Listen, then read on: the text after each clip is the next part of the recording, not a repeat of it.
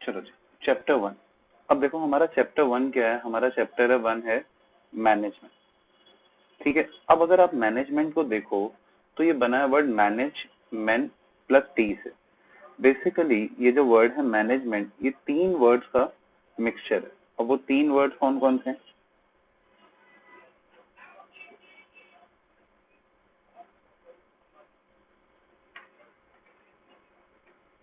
Manage man and T. Manage plus man plus T, ठीक है, that becomes management. मतलब managing the man tactfully, managing the man tactfully. ठीक है, अब tactfully का मतलब क्या हुआ? मतलब एक बढ़िया से तरीके से, एक टैक्टिक से, एक स्ट्रैटेजी से लोगों को मैनेज करना। बेसिकली मैनेजमेंट का मतलब बताऊं ना, तो मैनेजमेंट का बहुत ही सिंपल मतलब है। मैनेजमेंट का मतलब है it is an art of getting work done through other.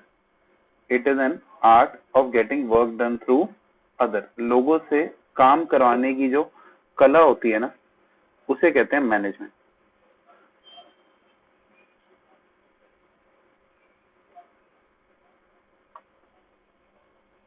It is defined as a process. It is defined as a process of getting things done with the aim of achieving goals effectively and efficiently. अब definition में ना ये word है effectively और efficiently, इसको हम अच्छे से करेंगे। बच्चे आई एम ऑडिबल ना? वॉइस क्लियर है? Management is defined as a process of planning, organising, actuating मतलब परफॉर्म करना, directing, and controlling an organization's operation as per the order to achieve coordination of human and material resources। मतलब planning, organising, staffing, directing, controlling करना और human और material resources को साथ में लाके हमारे ऑर्गेनाइजेशनल गोल्स को अचीव करना। ये बात समझ आती है आपको? चलो, फिर हम आते हैं फंक्शंस ऑफ मैनेजमेंट। तो फंक्शंस ऑफ मैनेजमेंट में सबसे पहला फंक्शन आता है हमारा प्लान। प्लानिंग पता है बच्चे आपको क्या होता है?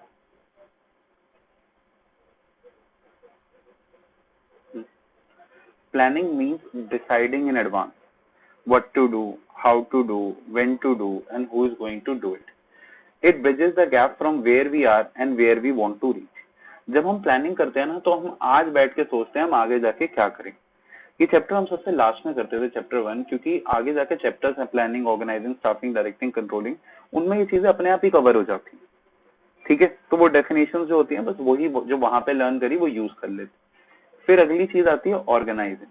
आपने प्लान कर लिया आपने क्या काम करना है, पर आपको काम पूरा करने के लिए लोगों को पहले तो काम को आइडेंटिफाई करना पड़ेगा, फिर लोगों को ड्यूटीज देनी पड़ेंगी, फिर मिलता जुलता काम ग्रुप करना पड़ेगा, और फिर लोगों को रिस्पॉन्सिबिलिटी असाइन करनी पड़ेगी। तो दिस इज ऑर्गेनाइजिंग। प्लानिंग में हमने प्लान करा, ऑर्गेनाइजिंग में हमने बेसिकली क्लासिफिकेशन एंड ग्रुपिंग करी। मतलब काम को तोड़ा छोटे छोटे पार्ट में, और जो मिलता जुलता काम था उसे एक साथ लिया। ये बात समझ आती है आपको? बच्चे, ऑर्गेनाइजिंग के अंदर हम एक चीज और करते हैं। ऑर्गेनाइजिंग के अंदर हम एक चीज और ये करते हैं कि हम एक ऑर्गेनाइजेशनल स्ट्रक्चर क्रिएट करते हैं। ठीक है, we make an organisational structure. मतलब कि कौन से किस व्यक्ति का क्या काम होगा, मतलब कौन सी पोजीशन क्या काम संभालेगी। तो we make an organisation structure, ये भी एक काम होता है जो ऑर्गेनाइजिंग का होता है।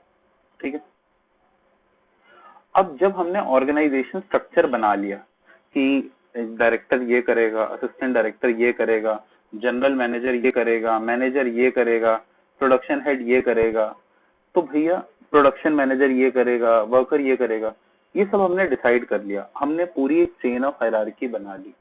हमने एक पूरा पूरा का पूरा एक स्केलर चेन तैयार कर लिया। पर एक बात बताओ, कुर्सियां काम करेंगे या लोग काम करेंगे? हम्म, वो जो काम है वो कुर्सियां करेंगी या एक्चुअली में जो लोग होंगे, जो लिविंग ह्यूमन बींग्स होंगे, वो काम करेंगे? तो स्टाफिंग को एक ऐसा फंक्शन माना जाता है मैनेजमेंट का बच्चे, which is concerned with obtaining, utilizing and maintaining a satisfactory and satisfied workforce. मतलब स्टाफिंग का काम होता है पहले तो पता करना कितने लोग चाहिए, उन लोगों को ऑब्टेन करना, उनको यूज करना और उन्हें मेंटेन करना कि वो काम छोड़ के कभी चले ना जाए, और कैसे मेंटेन करना, उन्हें हमेशा खुश रखे, ताकि बेसिकली जो डेफिनेशन है ना, finding the right people for right job, जिस काम के लिए जो व्यक्ति वैलिड है उसको सेलेक्ट करना। अब तुम्हें कोई केमिस्ट्री में इंजीनियर बिजनेस स्टडीज तो नहीं पढ़ा सकता ना, समझ रहे हो? तुम्हें कौन पढ़ा सकता है? जैसे बिजनेस वाली साइड की नॉलेज हो, कॉमर्स की नॉलेज हो, तो right person for the right job. Directing जो होती है ना, वो एक्चुअली मैनेजमेंट होती है। डायरेक्टिंग जो होती है ना, एक्चुअली मैनेजमेंट होती है, क्योंकि डायरेक्टिंग के पार्ट्स होते हैं मोटिवेशन, लोगों को मोटिवेट करना कि वो काम कर सके, लीडरशिप, जैसे हमारे मोदी जी लीडरशिप दिखाते हैं ना कि लोगों से काम करा लेते हैं, कम्युनिकेशन, लोगों से एक अच्छा बॉन्ड बना लेना। अब हमारे जो पिछले प्राइम मिनिस्टर थे वो काफी इंटेलिजेंट थे, बट उनमें ना एक कमी थी, वो कम्युनिकेट नहीं कर पाते थे। तो कम्युनिकेशन और सुपरविजन, जब लोग काम कर रहे होते हैं तो उन्हें सुपरवाइज करना, देखना क्या वो सही से काम कर रहे हैं या नहीं कर रहे। तो directing is basically knowing what you want your men to do and seeing that they do it in the best possible manner. पहले तो समझना आप लोगों से क्या करवाना चाहते हो, फिर एक्चुअली उनसे करवाना। अब जब बात आती है कंट्रोलिंग की, तो कंट्रोलिंग क्या होती है? मैं तुमसे पूछूंगा, तुम कहोगे कंट्रोल करना। कंट्रोलिंग का मतलब होता है कि हमने जो टारगेट सेट करे थे उन्हें अचीव करना, ठीक है, और अगर उनके अचीवमेंट में कोई कमी है तो उस कमी को दूर करना।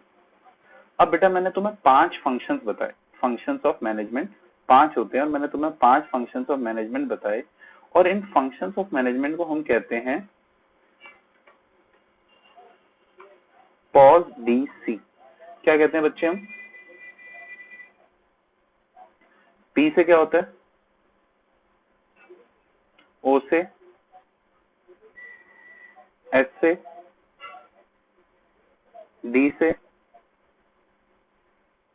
सी से कंट्रोल। प्लानिंग क्या होता है सोनाज? प्लानिंग क्या होता है बच्चे?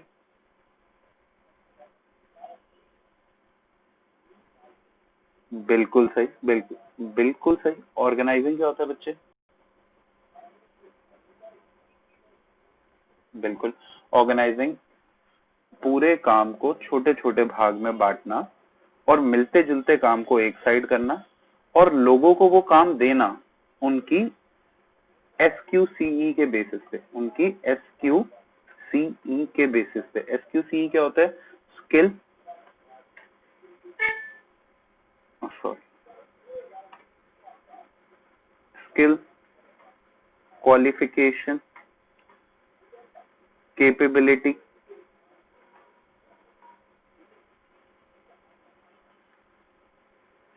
एंड एक्सपीरियंस के बेसिस पे लोगों को काम देना।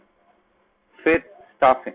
स्टाफिंग जो हमने एक ऑर्गेनाइजेशनल स्ट्रक्चर बनाया था ना ऊपर, उस ऑर्गेनाइजेशन स्ट्रक्चर से काम करवाना, उस ऑर्गेनाइजेशन स्ट्रक्चर में लोगों को फिल करना ताकि वो काम कर पाए।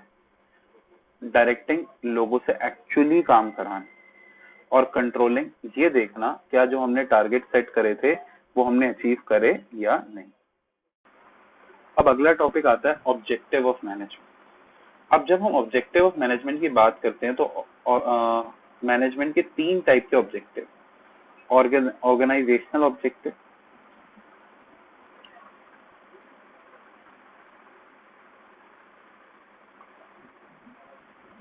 ऑर्गेनाइजेशनल ऑब्जेक्टिव, सोशल ऑब्जेक्टिव और personal objective. Organisational objective, management is responsible for setting and achieving objective for the organisation. देख, ऑर्गेनाइजेशनल ऑब्जेक्टिव 3 होते हैं, सर्वाइवल, प्रॉफिट, ग्रोथ। इन्हें मैं शॉर्ट में कहता हूं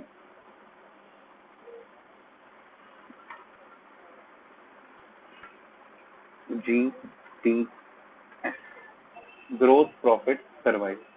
देखो सबसे पहला गोल होता है सर्वाइवल, कि यार हम सर्वाइव कर जाएं, हम वो टाइम निकाल लें। देखो जब मैंने जेपीएस को टेक ओवर करा था तो पहले साल मेरा गोल सिर्फ यही था कि I should survive this year. फिर जब बंदा सर्वाइव करता है तो प्रॉफिट की सोचता है कि भैया प्रॉफिट है, पिछले साल प्रॉफिट का सोचा, इस साल सोचा था, सिचुएशन चेंज।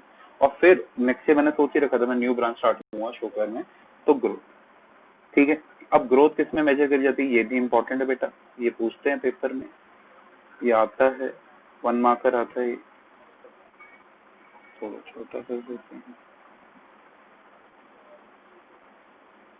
ठीक है, increase in sales volume, increase in number of employ, increase in number of product, ये चीजें आ जाती हैं हमारी ग्रोथ। सोशल ऑब्जेक्टिव मतलब सोसाइटी के लिए अच्छा सोचना, एनवायरमेंटल फ्रेंडली प्रोडक्ट बनाना, एम्प्लॉयमेंट अपॉर्चुनिटी देना, एजुकेशन देना, स्कूल क्रैचेस बनाना, नेशनल इनकम को बढ़ाना, डिजायरेबल सिविक कम्युनिटी की टुवर्ड्स हेल्प करना, अच्छे काम जो होते हैं वो सब चीजें करना। और पर्सनल ऑब्जेक्टिव होते हैं हमारे जो एम्प्लॉयज हैं उनकी फाइनेंशियल नीड्स को फुलफिल करना, उनकी सोशल नीड्स को फुलफिल करना, मतलब उन्हें पीयर रिकॉग्निशन देना, उन्हें टाइम देना आपस में बात करने के लिए। ठीक है, और हायर लेवल नीड्स मतलब उन्हें ग्रोथ और डेवलपमेंट देना। अपने एम्प्लॉयज के लिए जो चीजें हम करते हैं उन चीजों को हम कहते हैं personal objective.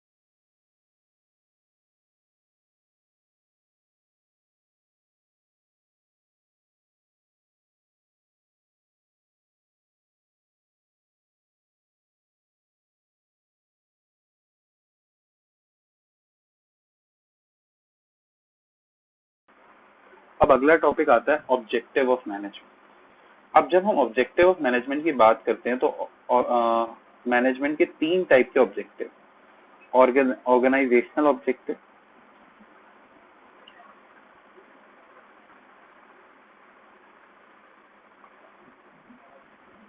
Organisational objective, social objective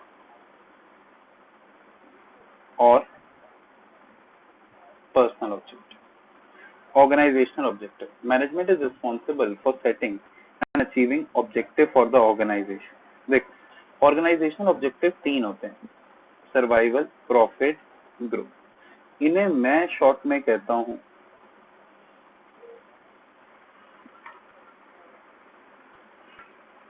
GTS, growth, profit, survival. देखो सबसे पहला गोल होता है सर्वाइवल, कि यार हम सर्वाइव कर जाएं, हम वो टाइम निकाल लें। देखो जब मैंने जेपीएस को टेक ओवर करा था तो पहले साल मेरा गोल सिर्फ यही था कि I should survive this year. फिर जब बंदा सर्वाइव करता है तो प्रॉफिट की सोचता है कि भैया प्रॉफिट है, पिछले साल प्रॉफिट का सोचा, इस साल सोचा था, सिचुएशन चेंज। और फिर नेक्स्ट ईयर मैंने सोच ही रखा था मैं न्यू ब्रांच स्टार्ट करूंगा शोकर में, तो ग्रोथ। ठीक है, अब ग्रोथ किस में मेजर करी जाती है ये भी इंपॉर्टेंट है बेटा, ये पूछते हैं पेपर में, ये आता है, 1 मार्कर आता है,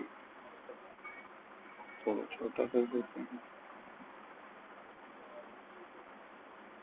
ठीक है, increase in sales volume, increase in number of employ, increase in number of product, ये चीजें आ जाती हैं हमारी ग्रोथ। सोशल ऑब्जेक्टिव मतलब सोसाइटी के लिए अच्छा सोचना, एनवायरमेंटल फ्रेंडली प्रोडक्ट बनाना, एम्प्लॉयमेंट अपॉर्चुनिटी देना, एजुकेशन देना, स्कूल क्रैचेस बनाना, नेशनल इनकम को बढ़ाना, डिजायरेबल सिविक कम्युनिटी की टुवर्ड्स हेल्प करना, अच्छे काम जो होते हैं वो सब चीजें करना। और पर्सनल ऑब्जेक्टिव होते हैं हमारे जो एम्प्लॉइज हैं उनकी फाइनेंशियल नीड्स को फुलफिल करना, उनकी सोशल नीड्स को फुलफिल करना, मतलब उन्हें पीयर रिकॉग्निशन देना, उन्हें टाइम देना आपस में बात करने के लिए, ठीक है। और हायर लेवल नीड्स मतलब उन्हें ग्रोथ और डेवलपमेंट देना। अपने एम्प्लॉइज के लिए जो चीजें हम करते हैं उन चीजों को हम कहते हैं पर्सनल ऑब्जेक्टिव।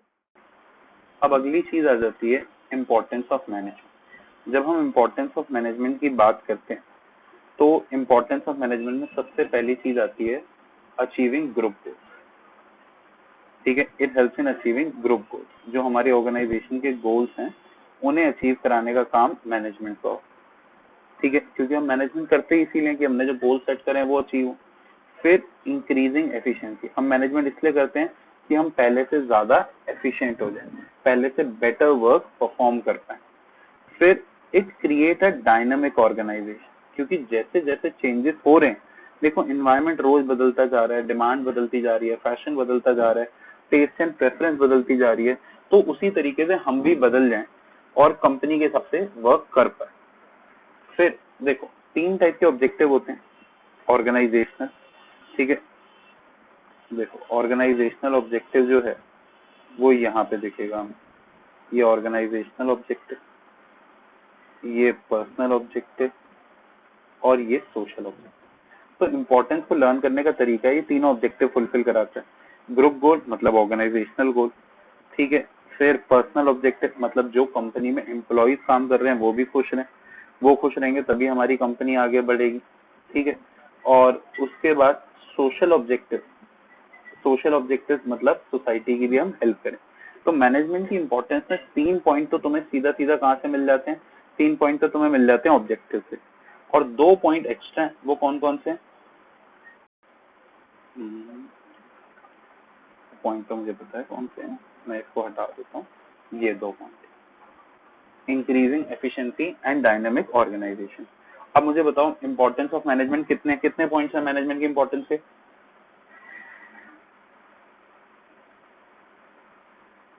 बच्चे मैनेजमेंट की इंपॉर्टेंस के कितने पॉइंट है? 5 5 5 में पहले मुझे तुम 3 ऑब्जेक्टिव्स बताओ जो हमने पिछली बारी पढ़े।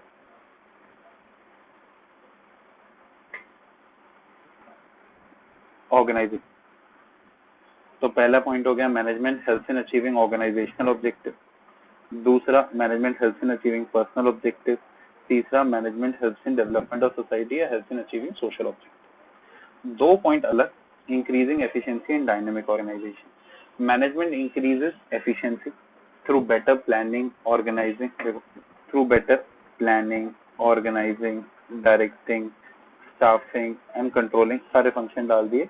इनसे मैनेजमेंट जो है वो ऑर्गेनाइजेशन को बेटर परफॉर्म करवाता है।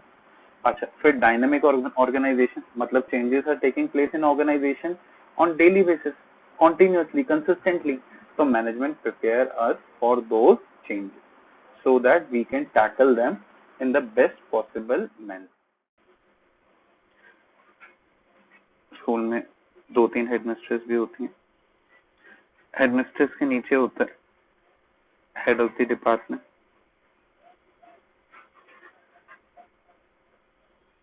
हेड ऑफ द डिपार्टमेंट के नीचे floor incharges, supervisors, floor incharges, coordinators, ये पोजीशंस होती हैं।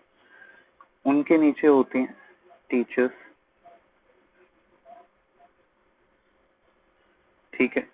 फिर उनके नीचे कोई इंटर्न टीचर आई हुई हो, ठीक है। फिर पीएम, ये सब होते हैं, ठीक है। उसके नीचे स्वीपर एंड ऑल दैट। तो this is chain of hierarchy. अब अगर आप ध्यान से देखो तो वो जो रेड में मैंने लिखा हुआ है दिस इज टॉप लेवल, जो मैंने येलो में लिखा हुआ है दिस इज मिडिल लेवल, जो मैंने ब्लू से लिखा हुआ है दिस इज लोअर लेवल, ये सुपरवाइजरी लेवल।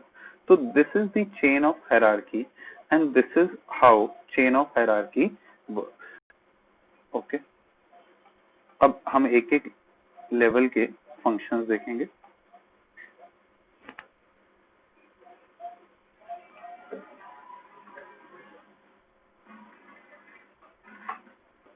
अगर हम बात करें सबसे पहले टॉप लेवल की। तो देखो एक कंपनी में टॉप लेवल में कौन कौन आते हैं? Chief operating officer, chief marketing officer, managing director, president, CEO, chairman, vice president, ये सब चीजें टॉप लेवल पे आती हैं। अब इनके फंक्शन क्या होते हैं? टू इंटीग्रेट डाइवर्स एलिमेंट, मतलब जितने भी लोग काम करने के लिए जरूरी हैं उन सबको साथ में लेके चलना, उन्हें कोऑर्डिनेट करना। ये रिस्पॉन्सिबल होते हैं for welfare and survival of the organisation. They analyse business environment and its implication. They formulate overall organizational goals.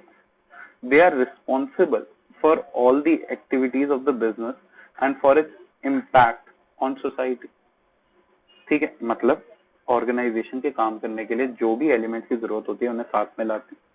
Company survive करती रहे, कंपनी के वेलफेयर का ध्यान देते हैं।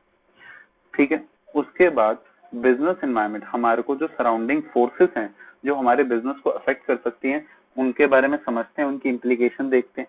कंपनी की ओवरऑल ग्रोथ के गोल सेट करते हैं और उनके नीचे जो भी काम होता है उसे मैनेज करते हैं।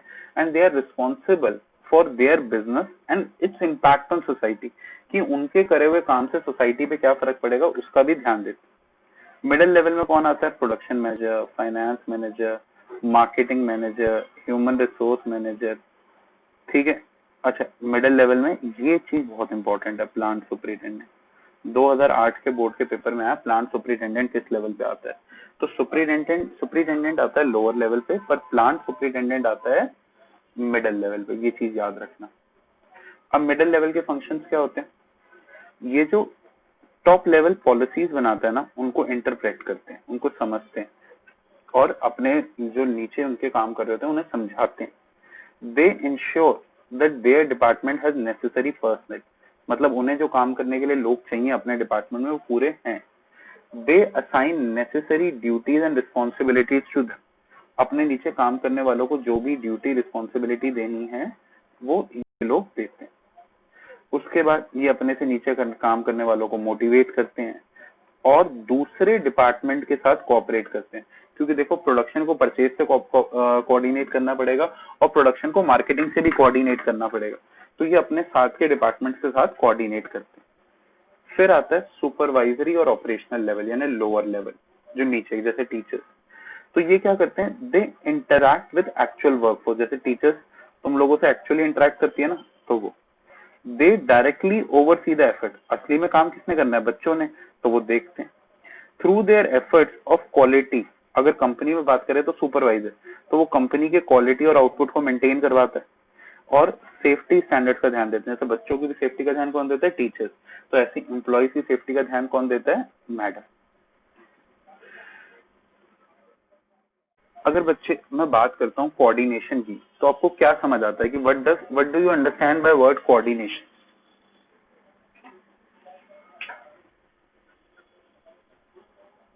अरे वाह, क्या जवाब दिए! कोऑर्डिनेशन मीन्स कोऑर्डिनेट करना। ऐसा जवाब मैंने कभी सुना ही नहीं था। नहीं बेटा, कोऑर्डिनेशन का मतलब है तो गलत तो नहीं है। The process by which a manager synchronises the activities of different department is known as coordination. Synchronise का मतलब पता है बच्चे आपको क्या होता है? साथ में लेके चलना। ठीक है, साथ में लेके चलना। ठीक है, मतलब देखो हर एक डिपार्टमेंट दूसरे डिपार्टमेंट पे डिपेंडेंट होता है, तो कोऑर्डिनेशन का काम क्या होता है कि ऑर्डरली सबके एफर्ट को सिंक्रोनाइज कर। जैसे प्रोडक्शन का काम परचेज पे डिपेंडेंट है, मार्केटिंग का प्रोडक्शन पे डिपेंडेंट है, फाइनेंस का मार्केटिंग पे डिपेंडेंट है और परचेज का फाइनेंस पे डिपेंडेंट है।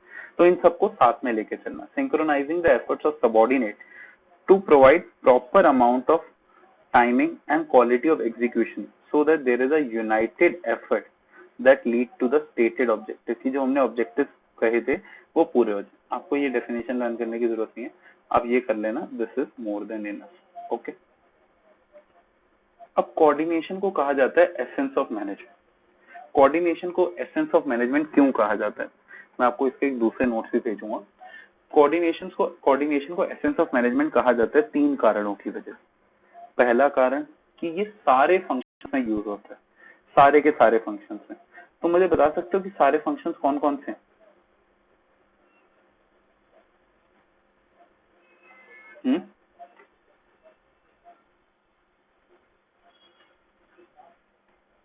हाँ, कौन से फंक्शंस पढ़े हमने?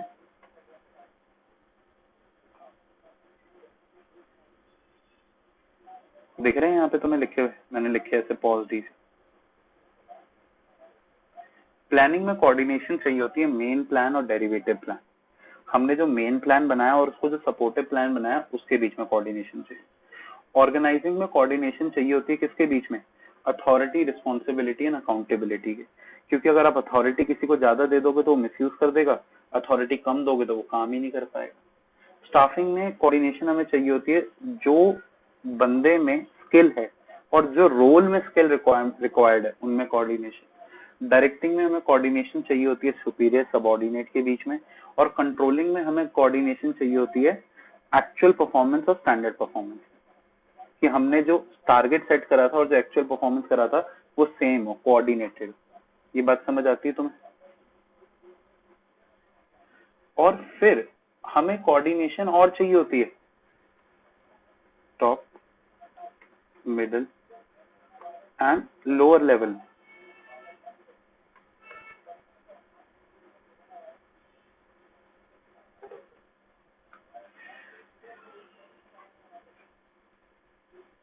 देखो, टॉप लेवल जो होता है वो कोऑर्डिनेट करता है पूरी कंपनी को, मिडिल लेवल जो होता है वो कोऑर्डिनेट करता है अपने डिपार्टमेंट को, और लोअर लेवल जो होता है वो कोऑर्डिनेट करता है हर एक एम्प्लॉय को जो उसके नीचे काम करे।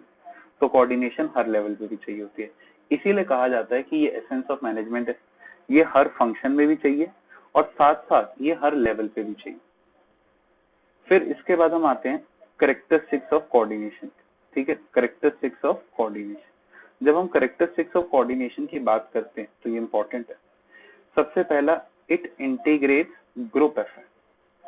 ठीक है, इट इंटीग्रेट्स ग्रुप एफर्ट। अब इंटीग्रेट ग्रुप एफर्ट का मतलब क्या होता है कि एक ऑर्गेनाइजेशन में, एक ग्रुप के अंदर, एक डिपार्टमेंट के अंदर जो सारे एम्प्लॉइज काम कर रहे होते हैं, ये उन सारे एम्प्लॉइज का एफर्ट एक साथ ले आते हैं। ठीक है, फिर इंश्योर यूनिटी ऑफ एक्शन। देखो, ये दोनों कंफ्यूजिंग पॉइंट्स हैं। ठीक है, ये दोनों साथ में आते हैं ना, तो ये थोड़ा सा कंफ्यूजिंग पॉइंट होते हैं। मैं इसका डिफरेंस बता देता हूँ। Ensure unity of action. देखो, अगर प्रोडक्शन डिपार्टमेंट का एम्प्लॉय का दूसरे प्रोडक्शन डिपार्टमेंट के एम्प्लॉय के साथ कोऑर्डिनेशन है तो ये हो गया integrate group effort. But production department और सेल्स डिपार्टमेंट साथ में मिलके काम कर रहे हैं तो ये हो गया यूनिटी ऑफ एक्शन। दो डिपार्टमेंट के बीच में कोऑर्डिनेशन हो तो यूनिटी ऑफ एक्शन, पर अगर दो एम्प्लॉइज के बीच में कोऑर्डिनेशन हो तो वो क्या कहलाएगा? Integrate group effort. इसे मैं कह सकता हूं इंटर डिपार्टमेंटल, और इसे मैं कह सकता हूं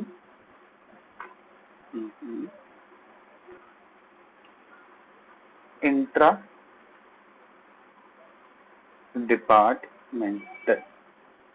इंटर और इंट्रा का मतलब समझती हो तुम?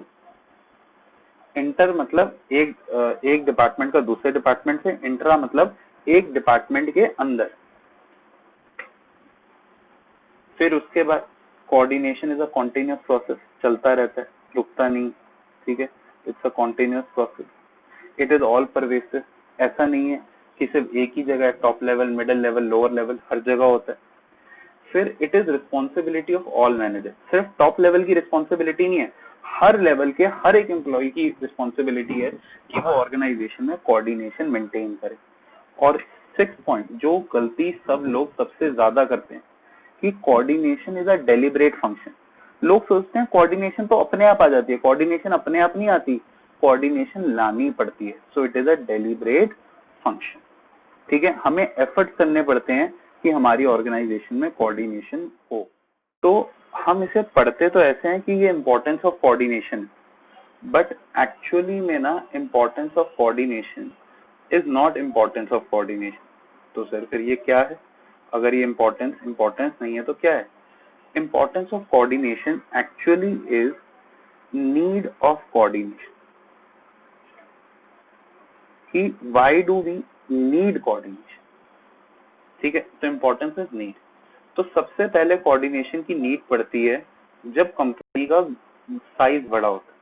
छोटी कंपनी बिना कोऑर्डिनेशन के भी काम कर लेती है, पर बड़ी कंपनी काम नहीं कर पाई। तो जब कंपनी की ग्रोथ होती है, जब कंपनी का वॉल्यूम बढ़ता है, तो कोऑर्डिनेशन लानी हर डिपार्टमेंट के बीच में जरूरी पड़ जाती है। फिर कोऑर्डिनेशन चाहिए होती है जब फंक्शनल डिफरेंशिएशन हो, जैसे प्रोडक्शन, मार्केटिंग, सेल्स, फाइनेंस। जब अलग अलग डिपार्टमेंट होते हैं ना, तो इन डिपार्टमेंट्स में कॉन्फ्लिक्ट हो जाता है, तो उन कॉन्फ्लिक्ट से बचाने के लिए हमारे को कोऑर्डिनेशन की जरूरत पड़ती है। ठीक है, फिर कोऑर्डिनेशन की जरूरत पड़ती है स्पेशलाइजेशन की वजह से। देखो, स्पेशलाइजेशन की वजह से कोऑर्डिनेशन की जरूरत क्यों पड़ती है? क्योंकि जब अलग अलग फील्ड के स्पेशलिस्ट होते हैं, तो अलग अलग फील्ड के जो स्पेशलिस्ट होते हैं ना, इनमें एक अलग ही एटीट्यूड होता है। ठीक है, तो उस स्पेशलाइजेशन की वजह से हमें कोऑर्डिनेशन की जरूरत पड़ती है। चलो मैं तुम्हें